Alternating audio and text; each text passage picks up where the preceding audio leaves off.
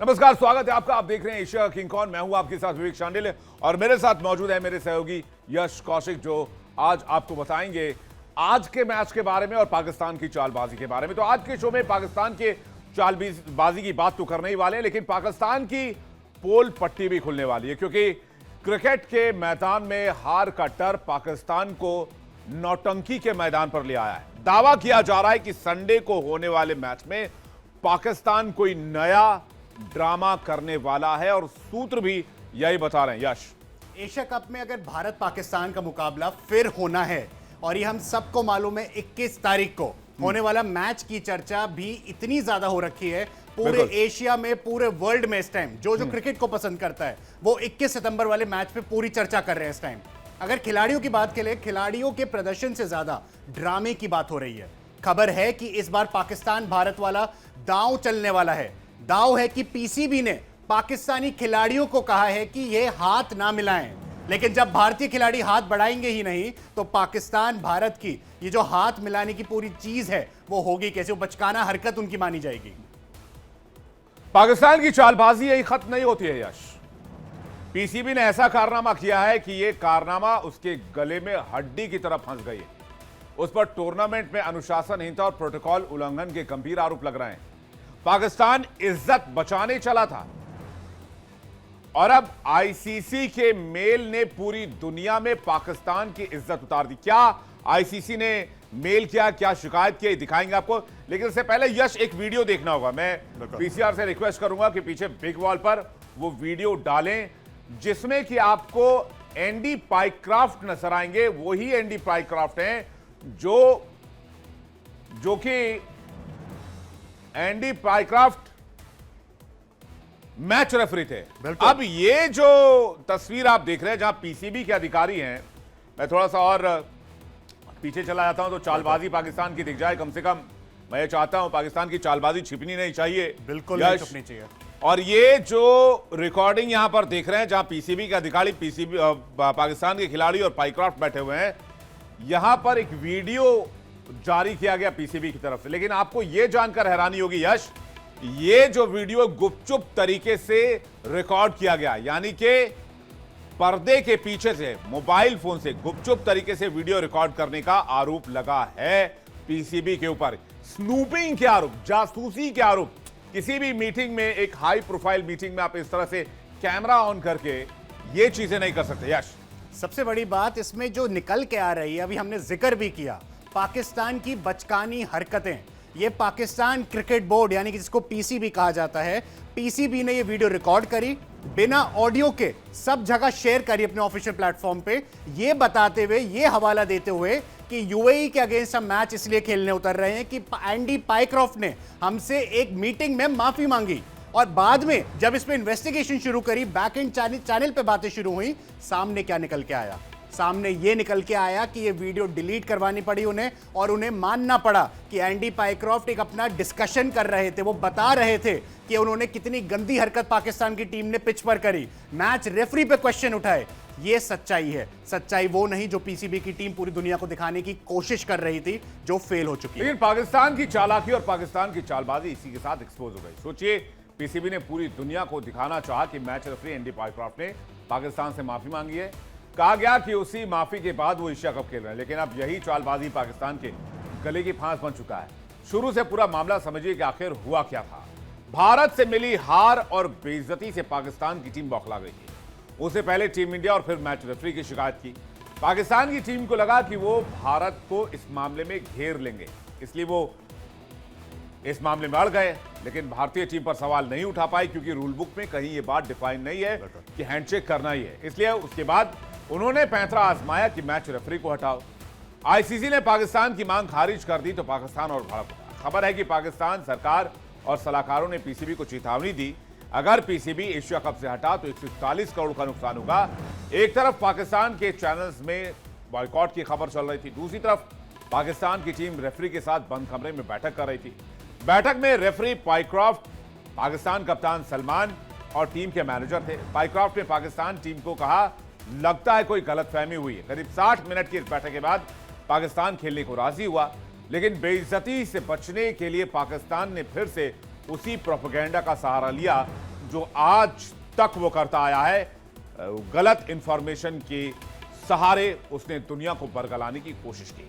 अब सबसे रोमांचक बात, पाकिस्तान ने कहा रेफरी ने माफी मांगी है। इस पूरे मीटिंग का चालबाज जो पाकिस्तान ने वीडियो बनाई, चालबाजी से वीडियो बनाई, वीडियो कट करके इसको वायरल किया, जिस पर आईसीसी ने एक्शन तो लिया है, लेकिन आईसीसी के जो सीईओ संयोग गुप्ता, उन्होंने यह भी कहा है कि पीसीबी को मेल भेजा है। पीसीबी को इस गलती के लिए आईसीसी से सजा भी मिल सकती है। अब सजा क्या होगी, इसका फैसला करेंगे एशिया कप में पाकिस्तान को खेलने के, शायद वो रोक दिया जा सकता है। एशिया कप से बॉयकॉट वो करने की कोशिश कर रहे थे, वो उनका फेल्ड अटेम्प्ट था, लेकिन अब ऐसा हो सकता है कि एशिया कप, एसीसी, जिसके प्रेसिडेंट खुद मोहसिन नकवी पाकिस्तान के हैं, उनको यह बोला जा सकता है कि आप अपनी टीम को लेकर वापस चले जाइए पाकिस्तान अपने मुल्क, और आप एशिया कप नहीं खेल सकते, क्योंकि इसे टूर्नामेंट बाधित हो सकता है। एशिया कप के सुपर 4 राउंड की शुरुआत कल से होने वाली है। पाकिस्तान 21 को भारत के साथ मैच खेलने वाला है। यह मैच उसी स्टेडियम पे होगा जहां इंडियन टीम ने 14 सितंबर को पाकिस्तान को रौंद के रख दिया था। बता दें आपको, आईसीसी पीसीबी पर एक्शन से पीछे नहीं हटेगी। पाकिस्तान के इंटरनेशनल क्रिकेट में खेलने पर कुछ समय के लिए बैन जरूर लगाया जा सकता है। हालांकि एशिया कप पर इसका असर पड़े, ये फिलहाल इसकी आशंका कम ही जताई जा रही है। सबसे ज्यादा खतरा आर्थिक नुकसान का है। आईसीसी की इस गलती की वजह से पीसीबी के फंड को रोका जा सकता है, काटा जा सकता है, या फिर जो हिस्सा एशिया कप से आना था उस पर जुर्माना लगाया जा सकता है। कटौती हुई तो पाकिस्तान को नुकसान होगा।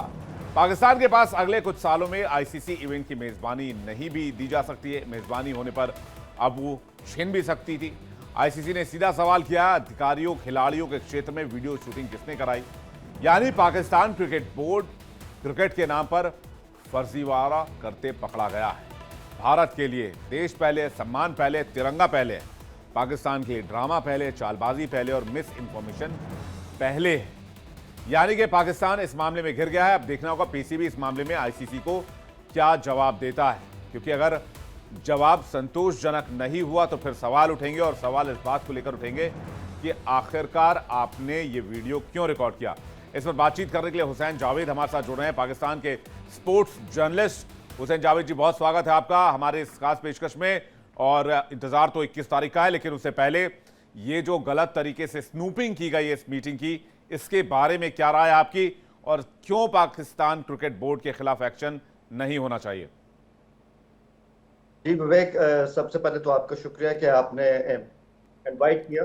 तो मैंने आप दोनों की सारी बात सुनी। आपका इंट्रो था, काफी तवील इंट्रो था, उसमें आपने डॉट से डॉट मिलाए और ये साबित किया कि पाकिस्तान के लिए तो शायद अब कुछ अच्छा होने नहीं वाला है, शायद हमें कोई फ्यूचर के लिए मैच भी ना मिले, शायद टूर्नामेंट के अंदर ही हमें कहा जाए कि अपना बोरिया बिस्तरा समेट के आप पाकिस्तान चले जाएं। और आपने साथ ये भी कहा ये हो सकता है, यानी कुछ हुआ नहीं है अभी, लेकिन ये हो सकता है। तो मेरे ख्याल में जब हो सकता है कि बातें होती हैं उसमें कहीं ना कहीं ख्वाहिश आ जाती है, अमली तौर पे कुछ हो नहीं रहा होता।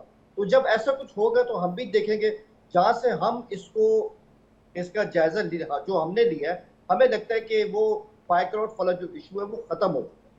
वो जो भी एक तरह की बदमजगी हुई थी वो सब आपके सामने, काफी चीजें आपने बता दी, हम सबको उसकी वजूहात का भी पता है। वो चीजें जो है ना वो वहां पे थम चुकी हैं। अब तो आप अगर बात करना चाहते हैं 21 सितंबर के टाकरे की बात करें, हमसे कोई मैच छीना नहीं जाएगा, हमारी टीम वापस पाकिस्तान टूर्नामेंट से पहले नहीं जा रही है, और हमसे फ्यूचर इवेंट्स की मेजबानी भी नहीं ली जाएगी। ये आप लिख लें इस बात को। और रही बात, जावेद जी लिख लिया, नोट कर रहा हूं। लेकिन अच्छा, ये बताइए कि क्यों वीडियो रिकॉर्डिंग करी, ये इतना जवाब दे दीजिए। स्नूपिंग क्यों करा, क्यों वहां पर शूटिंग करी, और उसका वीडियो रिलीज किया, ऑडियो काट दिया आप लोगों ने? ये अच्छी हरकत थोड़ी है। देखिए रिकॉर्डिंग हुई, स्पोर्ट्समैनशिप नहीं है ना जावेद जी? रिकॉर्डिंग हुई, सबके सामने हुई है, आपने भी दिखाई है वो रिकॉर्डिंग, हमारे पास भी। और आपकी बात ये भी सही है कि उसमें जो ऑडियो है वो उसमें थी ही नहीं, क्योंकि वो म्यूट था। तो जो भी है जी, अगर इस पे कोई हमारे खिलाफ एक्शन होता है, अगर आईसीसी कोई एक्शन लेता है तो उसको क्या जासूसी हुई है इस बारे में? क्या जासूसी हुई है या नहीं हुई है?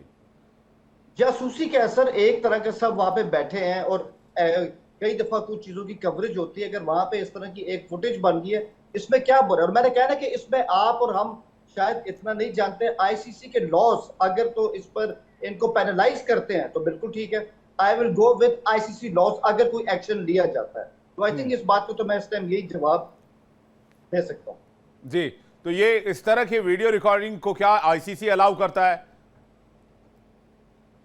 देखिए, मैंने आपको वही कहा हुए कि अगर अब ये जो वाकया है, अब ये जो इस तरह की फौजी, आपको पता ही है मैच परसों हुआ था पाकिस्तान यूएई का, तकरीबन 48 घंटे हो चुके हैं।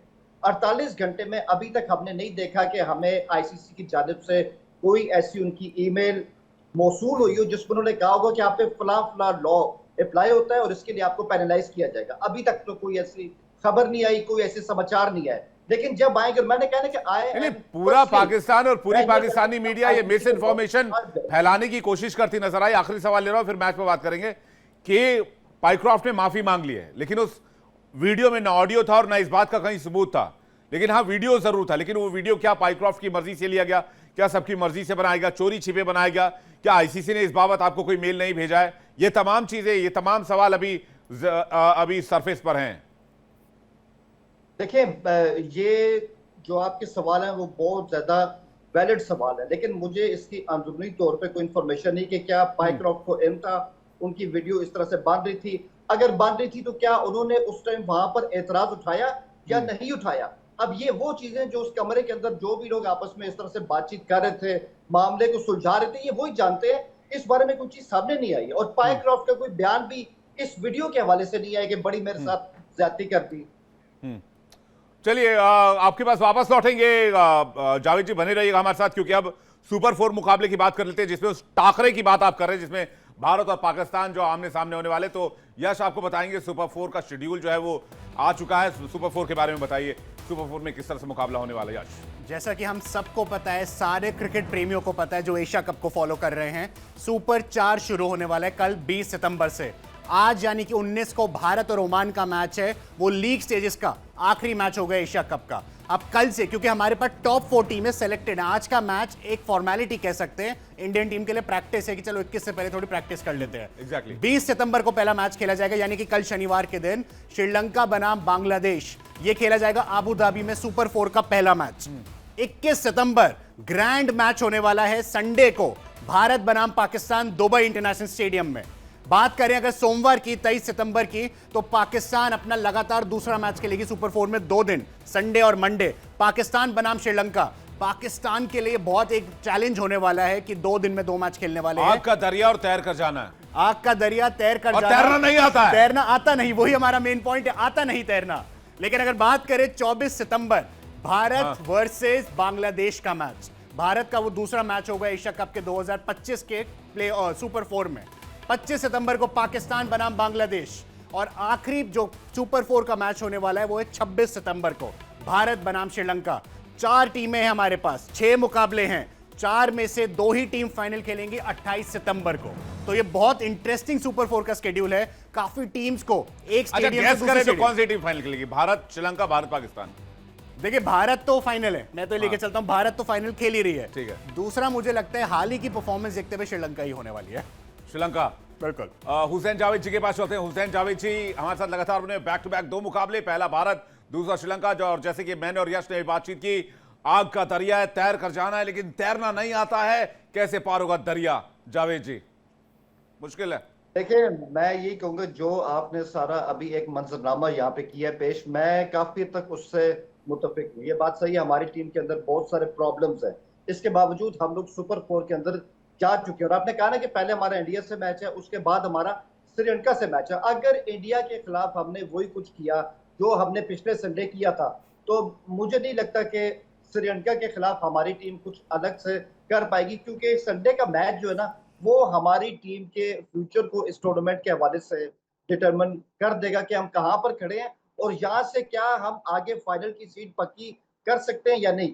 तो मैं समझता हूँ, मैं आपकी इस बात से भी एग्री करता हूँ कि Indian team sure shot finalist है। अब कोई बहुत ही अनर्थ हो जाए, मुआवजा हो जाए या पता नहीं क्या हो जाए, कोई भूखा पा जाए, वो अलग चीज है, लेकिन इंडियन टीम मुकम्मल तौर पे आप उनकी स्किल्स देख लें और सबसे बढ़ के आप उनका मोरल देख लें, मैं समझता हूँ कोई वजह नहीं है कि वो फाइनल में ना जाए। लेकिन ये बात सही है, इस टाइम टूर्नामेंट की अगर कोई टॉप 2 टीम है तो मैं समझता हूँ वो श्रीलंका की टीम है। और हमेशा ऐसे हुआ है पिछले कई एशिया कप हमने ऐसे देखे हैं कि इंडिया पाकिस्तान आपस में जंग करते रह गए और कप जो था वो हमेशा आइलैंडर की टीम ले उठी। तो मैं तो यही कह रहा हूं ना, आप ओमान से ही अगर यूएई से ही आप सरेंडर कर देते तो फिर आप एक तरह से आप कप दे देते, आपने वो भी नहीं किया। आपने 1 घंटा अपने आप को कमरे में बंद रखा, आप 2 घंटा बंद रखते तो मामला ही क्लियर हो जाता। फिर हमारे लिए जो वो फाइनल में किसी और टीम को भी हराना, वैसे आपकी टीम ओमान और यूएई के लेवल में ही चल रही है, उससे ज़्यादा बड़ी टीम लग नहीं रही है। जावेद भाई, सॉरी टू से दैट, मुझे भी बुरा लगता है जब मैं ऐसा बोलता हूँ, क्योंकि मैं उस टीम में अच्छे अच्छे खिलाड़ियों को देखता रहा हूँ जब उनका मुकाबला होता था। शोएब अख्तर वर्सेस वीरेंद्र सहवाग, वसीम अकरम वर्सेस सचिन तेंदुलकर, वकार यूनुस वर्सेस सचिन तेंदुलकर, सईद अनवर वर्सेस सौरव गांगुली। तो मैं ये जो क्रिकेट होती थी इसको देखने में बड़ा मजा आता था। अब जब जो क्रिकेट हो रही है तो वो जो है मामला थोड़ा सा हजम नहीं हो रहा है। तो इसलिए मैं आपकी टीम को एक अंडरडॉग टीम कर रहा हूं, और इसलिए भी कह रहा हूं क्योंकि जिस तरह का प्रदर्शन रहा है ओमान और यूएई के साथ, वो कहीं से भी हजम करने वाली बात नहीं है क्रिकेट फैंस के लिए। मुल्क वाइज बात तो फिलहाल छोड़ ही दीजिए। इसलिए मैं कह रहा हूं दोनों मुकाबले आपके लिए टफ है, चाहे वो श्रीलंका की बात हो, क्योंकि श्रीलंका की टीम अभी तक बेहतरीन परफॉर्मेंस देती नजर आ रही है, अच्छा खेल रही है। भारत की जो टीम है वो आपके सामने है ही। देखिए, आपकी बात सही है, मैं आपकी बात से एग्री भी करता हूँ। देखिए, और मैं वही कह रहा हूँ, मैं बार बार एक ही बात पे इसलिए जोर दे रहा हूँ, हमारे सामने सिर्फ इस वक्त संडे का मैच है। उसके बाद क्या होगा, हम कहाँ पे खड़े होंगे, फाइनल तक जाएंगे या नहीं जाएंगे, वो बात की बात है। पहले हमें सीखना है कि जो पिछले संडे को इंडिया से हमें शिकस्त हुई, हमने उससे सबक कितना सीखा। तो मेरे ख्याल में ये चीजें जो है कुछ ना कुछ हमारी जो टीम के कैप्टन है और जो स्क्वाड है और जो भी हमारा स्टाफ है उनके इल्म में होगी और होनी भी चाहिए कि आपके अंदर फ्लॉज है। सही बात है कि हमारा टॉप ऑर्डर बिल्कुल भी परफॉर्म नहीं कर रहा। जब आपका टॉप ऑर्डर उस तरह ताकत से परफॉर्म नहीं करेगा तो इंडिया जैसी टीम हो वो आपको हिलने नहीं देगी। ये बात आखिरी मैच में साबित होगी है। लेकिन जहां हम इतनी बातें कर रहे हैं, क्रिकेट को आप भी जानते हैं, हम भी जानते हैं, क्रिकेट एक जालिम गेम, किसी दिन भी ये पलटी मार सकता है, यहाँ पे कुछ भी हो सकता है। और एक बात है कि जब आप मैच खेलने जाएं, जब एक दफा आपकी टीम मैदान के अंदर चली गई है तो जो टीम पहले हार के आई है अपनी हार को बाहर छोड़ के आए, और जो टीम अपनी जीत कर आई है अपनी जीत को पीछे छोड़ कर आए। हर दिन नया दिन होता है। तो मैं समझता हूँ सलमान आगा एंड कंपनी के लिए चैलेंज बहुत है, बहुत ही उनके लिए बड़ा चैलेंज है। जावेद जी, आपने बिल्कुल सही बोला। मैं आपकी एक बात से सहमत हूं, एक बात से बिल्कुल सहमत नहीं हूं। आपने बोला आपकी जो एक वो वीकनेस है वो ओपनिंग है या फिर टॉप ऑर्डर है। आपका मिडिल ऑर्डर अगर हमने बात करें, यूएई के साथ जो मैच था, आपने अभी खुद जिक्र किया अपने कप्तान सलमान अली आगा का, आपने देखा होगा वो स्ट्रगल कर रहे थे कि बैट के बीच में बॉल लगे, एक हवा में शॉट मारा, उस पर आउट हो गए। मेरा मेन कहने का मतलब है आपका टॉप ऑर्डर मिडिल ऑर्डर दोनों में दिक्कत है, क्योंकि शाहीन शाह अफरीदी साथ तो आप ओपनिंग करा लीजिए, क्योंकि ओपनर तो अच्छे नहीं है अभी तक, लेकिन जिस हिसाब से वो पिछले 2 मैच में बल्लेबाजी करी है वो छक्के भी मार सकते हैं। अगर पावर प्ले में आपने उन्हें बैटिंग पे भेज दिया ऊपर सैम आयूब की जगह, तो मुझे लगता है शायद आपका पावर प्ले की जो नेट रन रेट अभी चल रही है 4-5 की, आई थिंक वो 8-9 हो सकती है। देखिए, मैं आपकी बात से मुकम्मल तौर पे इनकार कर नहीं सकता, आपकी बात बिल्कुल वैलिड। और मैं अभी अपनी बात कर ही रहा था कि टॉप ऑर्डर का मसला अपनी जगह, हमारा मिडिल ऑर्डर की भी जो बेस है वो भी अपनी जगह नहीं। और शाहीन अफरीदी, मैं वही कहूंगा, ये जो हमारे शुरू के 6 बल्लेबाज हैं यार, शाहीन अफरीदी को देख के आप सीख लो कि वो आखिर पे जाके आपके स्कोर को 20-25 रन का इजाफा क्रूशियल टाइम पे दे रहा है। ये काम स्टार्ट में क्यों नहीं हो सकता?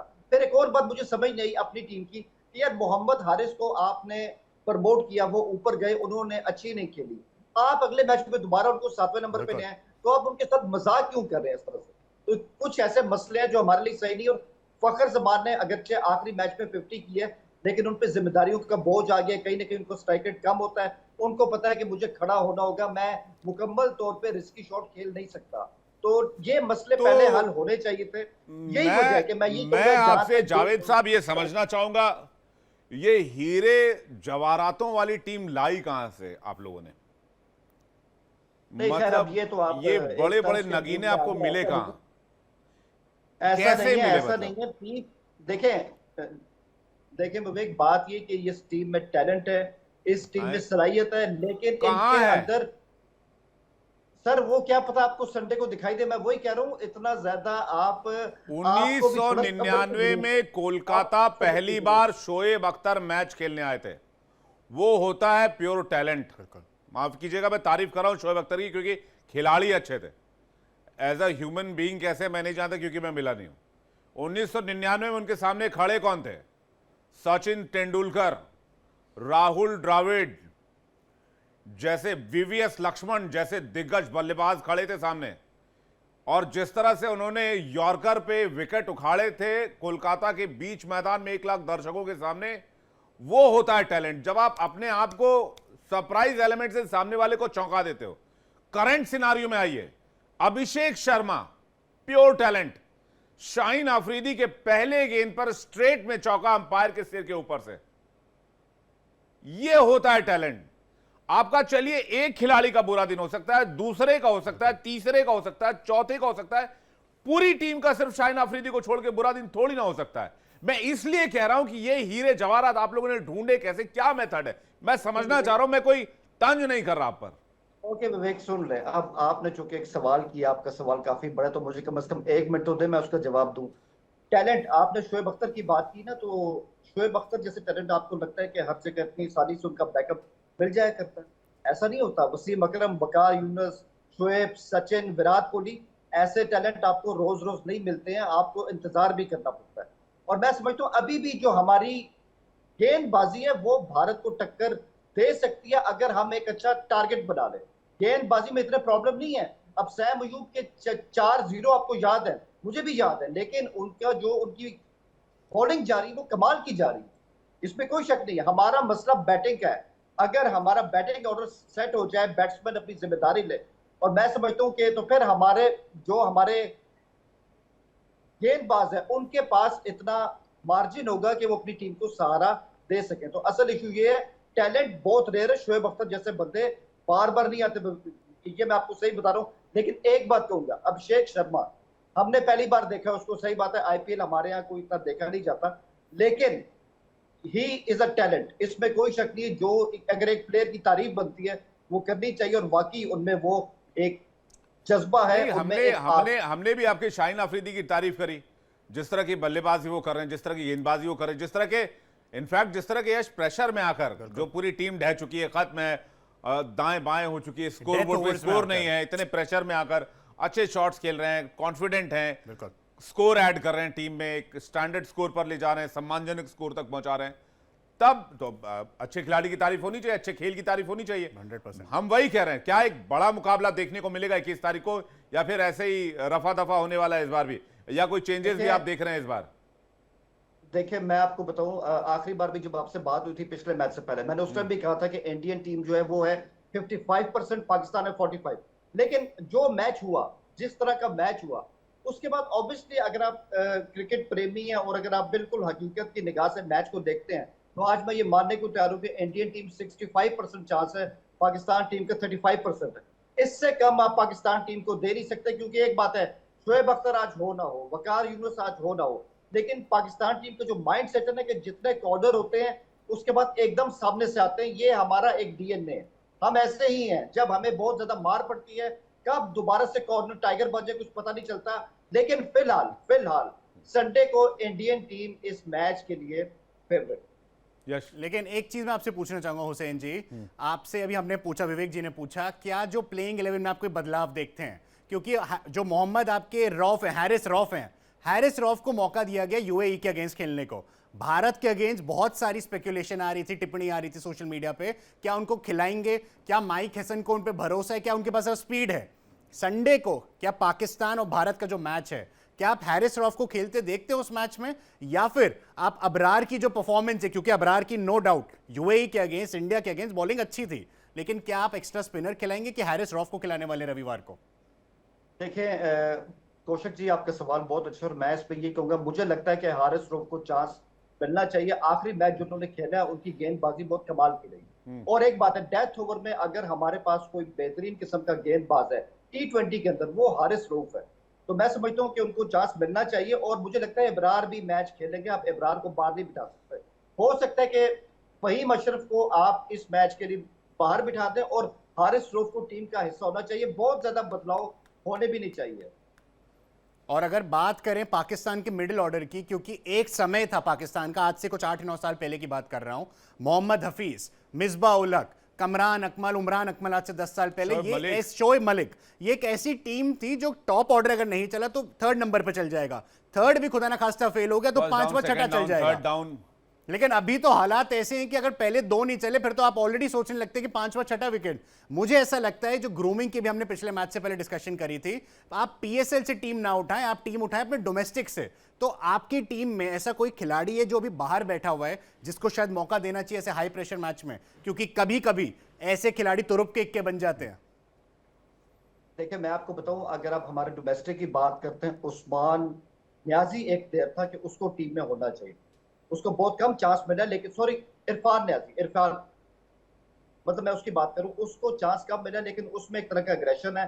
अगर उसको चांस दिया जाए एशिया कप के बाद तो वो टीम के लिए एक एसेट बन सकता है। लेकिन एक बात क्लियर है, बाबर आजम की जो वापसी है वो T20 में होनी चाहिए। और जब इतना एक इम्पैक्टफुल प्लेयर आपके साथ हो, तो जो आपके जूनियर प्लेयर होते हैं वो भी उससे सीख रहे होते हैं। तो मैं समझता हूँ ये बात तय हो गई है, बाबर आजम की वापसी होनी चाहिए, रिजवान की हो ना हो, लेकिन वो टीम के लिए एक ट्रम्प कार्ड साबित हो सकता है। चलिए, आपकी टीम के लिए अब कौन ट्रम्प कार्ड साबित होगा ये तो आप बेहतर बता पाएंगे, पीसीबी बेहतर बता पाएगी।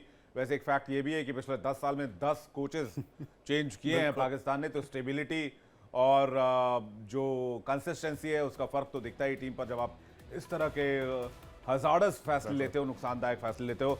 बहुत शुक्रिया हुसैन जावेद हमारे साथ जुड़ने के लिए। पाकिस्तान से हमारे साथ senior sports journalist Hussain Javed हमारे साथ जुड़े थे। जल्दी से आज के मैच के बारे में बता दीजिए, आज की मैच क्या सिर्फ औपचारिकता ओमान के खिलाफ टीम इंडिया का?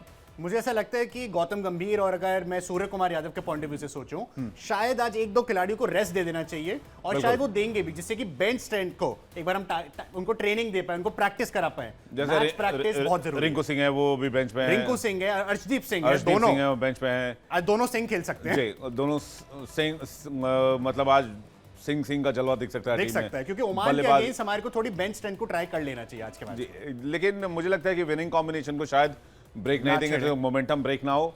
तो ये एक बात देखने वाली होगी। एशिया का किंग कॉर्न में फिलहाल इतना ही, और हमारी ये खास पेशकश आगे भी आपके लिए लगातार आती रहेगी, क्योंकि एशिया का किंग कॉर्न में हम आपको बताते हैं एशिया कप से जुड़ी हर एक दिलचस्प जानकारी, और ये कवरेज लगातार एशिया कप तक इसी तरह से इंडिया डेली पर जारी